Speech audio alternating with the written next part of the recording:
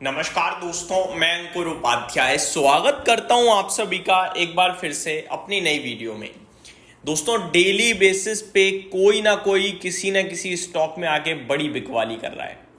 ये सिलसिला लगातार चलता ही जा रहा है और आज तो हद ही हो गई, क्योंकि आज एक नहीं, दो नहीं, तीन ऐसे स्टॉक्स हैं जिसमें ब्लॉक डील हुई है। नो डाउट काफी सारे लोगों के दिमाग में एक चीज और आती होगी कि भाई ब्लॉक डील एक तरफ से तो होती नहीं है, अगर बिकवाली हो रही है तो खरीदारी भी हो रही है। बट दिक्कत पता है कहाँ आती है? खरीदने वाले मल्टीपल्स हो जाते हैं, बेचने वाला होता है एक, और बेचने वाला होता है कंपनी का प्रमोटर ज्यादातर। ठीक है, तो जब ये लोग बेचते हैं ना तो सेंटीमेंट्स थोड़े से नेगेटिव ड्राइव होते हैं कि यार प्रमोटर बेचकर जा रहा है, ये सही नहीं है। ठीक है, और मार्केट में मान के चलो किसी ने, एक आदमी ने बेचा और वहां खरीदने वाले आ जाए 10, तो वो पैसा थोड़ा थोड़ा गया लोगों का, लेकिन बेचने वाले ने एक बार में पूरा पैसा लेके निकल लिया। अब वो जो 10 है उनमें से कुछ होंगे दो महीने के लिए, कुछ 2 साल के लिए, तो वो डिफरेंट हो जाएगी कैटेगरी। और स्पेशली अगर ओएफएस आ गया और ओएफएस में कोई बेचकर चला गया तो वो रिटेल के हाथ में चिपका के चला गया। रिटेल तो कमजोर वैसे ही है, किसी भी दिन बेच सकता है, वो तो लॉस बुक हो गया एक तरीके से मान लो। तो अलग अलग कैटेगरीज हो जाती हैं। खरीदने वाले का व्यू अलग होता है, बेचने वाले का सिंपल व्यू, पैसा लिया घर गया, सिंपल। ठीक है, अब मैं आप सभी के साथ बात करूं दोस्तों 3 स्टॉक्स के बारे में जिनमें आज सौदा हो रहा है। उनमें नाम आता है एप्टस वैल्यू हाउसिंग फाइनेंस का। ठीक है, आज ये शेयर 7.5% नीचे है। दूसरा नाम आता है यस बैंक का, ये स्टॉक 10% नीचे है। तीसरा नाम आता है ओला इलेक्ट्रिक का, 7% नीचे है। एप्टस वैल्यू हाउसिंग फाइनेंस में करीब 2659 करोड़ का टर्नओवर अभी तक हो चुका है। ये टर्नओवर है दोस्तों, डील का अमाउंट नहीं है। यस बैंक में 2500 करोड़ का टर्नओवर हो चुका है। एंड तीसरा जो ओला इलेक्ट्रिक है उसका टर्नओवर दिख नहीं रहा है, क्योंकि वो छोटी साइज में आई थिंक ब्लॉक डील भी हुई है और मार्केट कैप भी छोटा है, तो अराउंड 1168 करोड़ का टर्नओवर टोटल हुआ है। अगर मैं अब आप सभी के साथ इनकी डिटेल शेयर करूं कि किसने बेचा, कितना बेचा, उसके बारे में, तो सबसे पहले यस बैंक की बात करते हैं। खबरें कुछ ऐसी हैं कि 3% इक्विटी बेची गई है इस स्टॉक में करीब करीब। ठीक है, और ये मल्टीपल ब्लॉक डील्स के द्वारा हुई है ड्यूरिंग द सेशन। यहाँ पे लिखा हुआ है Yes Bank share price today, Yes Bank shares plunged 7% to ₹21 early during early trading hours on Tuesday following report of 3% equity changing ownership through multiple block deals in the day's session. Reports from CNBC TV18 indicates that a PE investor is the probable seller in these transactions. The specifics regarding the buyer and the other transaction details remain undisclosed at present. तो अभी actually में ना कोई buyer ना कोई seller के बारे में पता है, लेकिन ऐसा बताया जा रहा है कि पीई इन्वेस्टर है जिसने बिकवाली करी है ये, और स्टॉक का प्राइस आपके लिए करीब करीब 10% नीचे हो गया है। मैं आपको एक और इंटरेस्टिंग खबर बताता हूँ इसी स्टॉक की।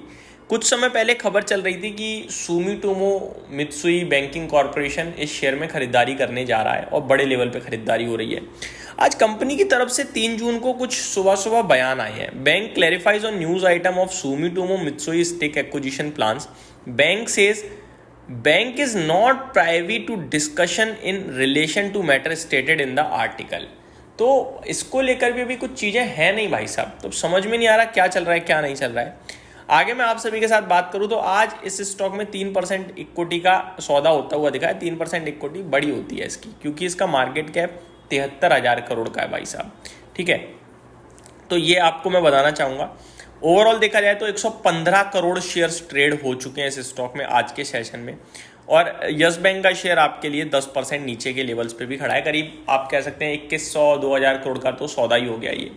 तो ये आपके लिए हो गया यस बैंक। अब बढ़ते हैं दूसरे स्टॉक की तरफ। दूसरे स्टॉक का नाम है दोस्तों Aptus value housing finance share. इस शेयर में भी आपको करीब 7% की गिरावट दिख रही है। मॉर्निंग में तो हालांकि 10% ही टूट गया था। इसमें 8.8% इक्विटी बेची गई है आज, बड़ी इक्विटी का सौदा हुआ है। डिटेल समझते हैं। Aptus value housing finance share slumped 10% to their intraday low of 305 on the BSE on Tuesday after the company's 8.8% equity was likely sold in the Tuesday session via block deal.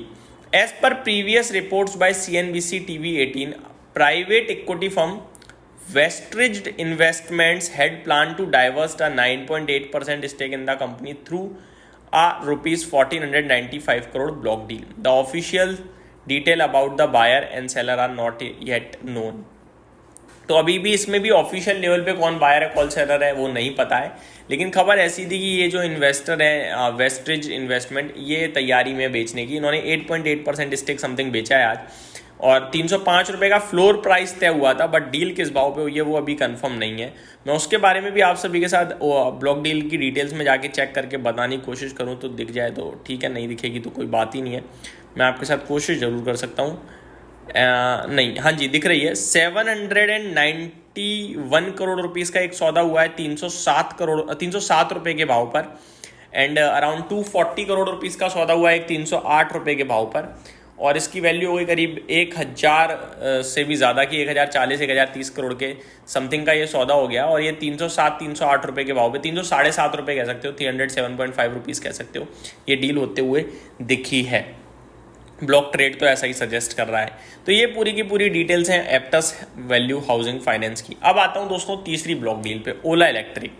इसमें खबर ये है कि इसमें भी सौदा हुआ है, करीब 14.22 करोड़ शेयर्स बेचे गए हैं, और इसकी वैल्यू 731 करोड़ रुपीज़ की आंकी गई है। 51.40 पैसे के भाव पर यह सौदा होता हुआ दिखा है, और किसने बेचा है इसके बारे में भी यहाँ पे डिटेल्स लिखी हुई हैं। खबरें ये कि रिपोर्ट है, कंफर्म तो नहीं है, Hyundai मोटर शायद सेलर है इसमें, ऐसा लिखा हुआ है यहाँ।